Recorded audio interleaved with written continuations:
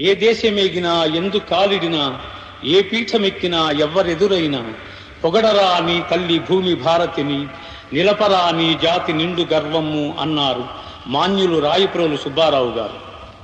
అమెరికాలో ఉన్న ఆంధ్ర సోదరుల ఉత్సాహాతిశయాలను చూస్తూ ఉంటే ఆ మహాకవి వాక్యాలు సార్థకమైనవని భావిస్తున్నాను.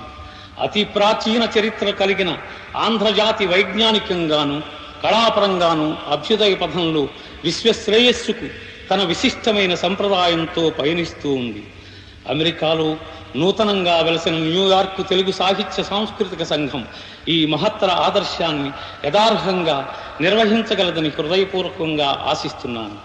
నేను నా సహచర బృందం ఈ సాంస్కృతిక సంఘం యొక్క కార్యకలాపాలకు సంపూర్ణంగా సహకరించగలిగితే మా ఈ అమెరికా యాత్ర సఫలీకృతం కాగలదని విశ్వసిస్తున్నాను.